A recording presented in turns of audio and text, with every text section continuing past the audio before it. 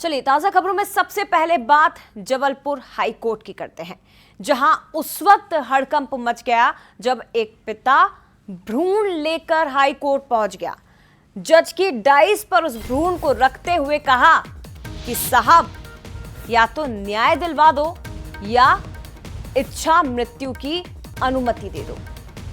ये शख्स जो रीवा का रहने वाला है हाई कोर्ट पहुंचा और यहां परिवार को जान का खतरा बताते हुए अपने ही अजन्मे बच्चे का भ्रूण जज की डाइस पर रखता है।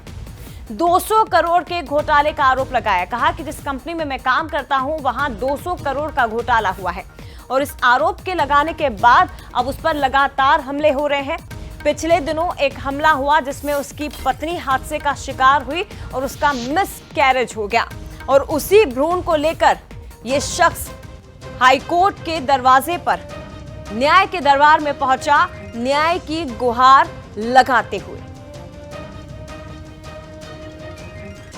मई 2025 को जब हमारा एक्सीडेंट हुआ तब मैं मनगवा हॉस्पिटल भी गया तो वहाँ के डॉक्टर लोगों ने मुझे एक्सपायरी डेट की गोली दी गई और मुझे इंजेक्शन भी लगाए गए। मेरे पूरे शरीर में पूरी रात इंफेक्शन पूरा फैला गया, मेरे एकदम शरीर खजुलाने लगी थी, मारने का प्रयास किया गया मुझे डॉक्टर की भी द्वारा। इसलिए मैंने डॉक्टर के पास गया ही नहीं लेके, ना पुलिस की मदद की, इसलिए कि हमने न्यायालय सीधे आ गया लेके। दया शंकर पांडे जो कि रीवा के रहने वाले हैं, उनको थाने पर लाए थे पूछताछ के लिए।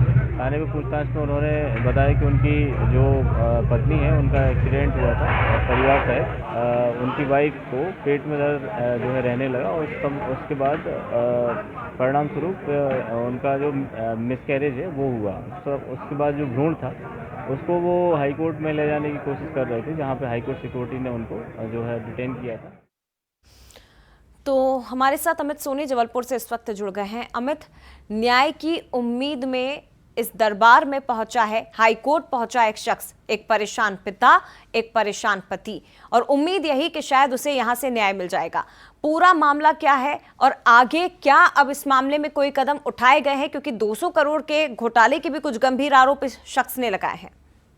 बेशक जय, ये जबलपुर हाईकोर्ट का ये मामला है, इसको बोल सकते हैं कि अपने आप में एक अनोखा मामला है। जब न्याय की तलाश में एक व्यक्ति जो है भ्रूण को लेकर पहुंचा, लगभग 3 से 4 महीने का भ्रूण था, उसको लेकर के पहुंचा। हालांकि ये पहुंचने से पहले इसको जो हाईकोर्ट की सिक्योरिटी है तो उसने इसको पकड़ लिया और उसके बाद इसने अपनी गुहार लगाई। इसके बाद इसकी पेशी भी चल रही थी, उसी दौरान इसकी याचिका पर सुनवाई भी चल रही थी। ये कोर्ट भी पहुंचा है और कोर्ट में इसने अपनी साथ जो आप बीती है वो पूरा बताया गया। रीवा का रहने वाला ये दया शंकर पांडे है और दया शंकर पांडे का कहना है कि जिस कंपनी में पहले वो काम किया करता था वहां पे लगभग 200 करोड़ का घोटाला हुआ है और उस घोटाले को लेकर के ये लगातार याचिकाएं लगाया। लगातार जो संबंधित विभाग है उनके पास इसने शिकायतें भी की, लेकिन शिकायतों पे कोई अमल ना होता देख इसने याचिका लगाई और याचिका में जब से इसने याचिका लगाई है उस कंपनी के द्वारा इस पे लगातार हमले किए जा रहे हैं, ऐसा उसने आरोप लगाया। बहरहाल इस पूरे मामले को लेकर के हाईकोर्ट भी सख्त नजर आ रहा है और हाईकोर्ट ने इस पूरे मामले को लेकर के कुछ निर्देश भी जो सरकार को जारी किए। संभवतः आने वाले दिनों में